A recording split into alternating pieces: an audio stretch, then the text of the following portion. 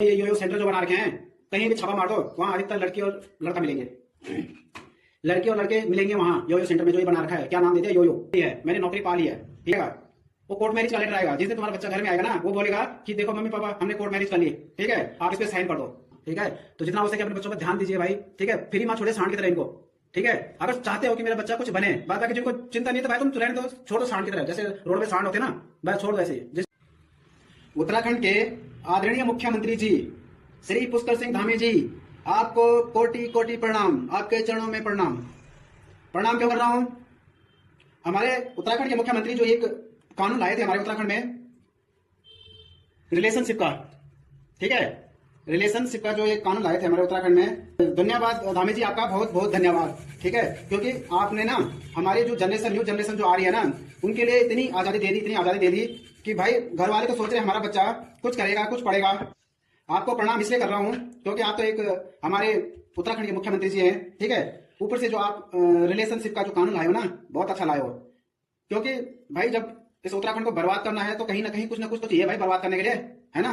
बहुत अच्छा कानून, बेस्ट, धन्यवाद आपका जो आप ये कानून लाए हमारे उत्तराखंड में, ठीक है। जो न्यू जनरेशन है, नई पीढ़ी के जो बच्चे हैं, ठीक है, वो तो बड़े खुश है इस कानून को लेके, बहुत खुश है भाई। पहले तो ना हमारे टाइम पे क्या होता था, इससे पहले जो होता था, क्या होता था, कोई जैसे किसी से बात कर रहा है, इधर घूम रहा है, उधर घूम रहा है, किसी के साथ थोड़ा सा बैठ गया, ठीक है, तो शर्म आती थी, कोई मेरा घर वाला ना देख ले, मेरे परिवार का ना देख ले, कोई मेरी कंप्लेन मेरा घर ना पहुंचा दे, ठीक है। डर लगता था इस चीज को देख के, ठीक है। आप देखो, आप तो सरकार ने छोड़ दे दिया है, हर चीज से छोड़ दे दी सरकार ने, ठीक है। डर किस चीज का?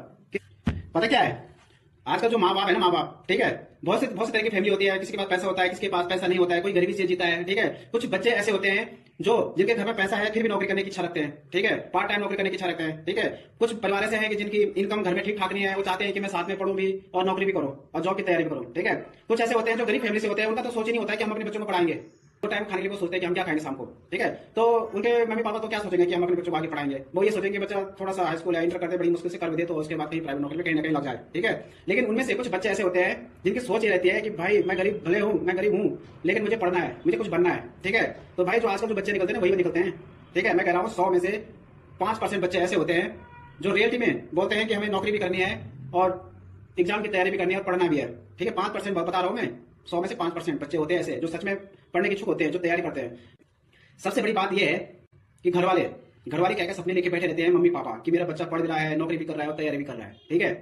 जब से आप ये कानून लाए ना, कानून भाई घर वालों को बता के तो बच्चे ये कर रहे हैं कि हम नौकरी भी कर रहे हैं, पढ़ाई कर रहे हैं, तैयारी कर रहे हैं, लेकिन भाई ये तैयारी कुछ और चीज की चल रही है, ठीक है। तो आपने जब से ये कानून लाए ना भाई, किसी को देखे कोई डर ही नहीं रहा है, कोई शर्म ही नहीं है, कहाँ क्या हो रहा है, बस अब तुम बोल नहीं सकते हो भाई किसी को अब, क्योंकि सरकार ने छूट दे रखी है, प्रूफ दे रखा है कि भाई तुम कुछ भी कर सकते हो, ठीक है। तो सबसे बड़ी बात तो ये है भाई, जो मम्मी पापा घर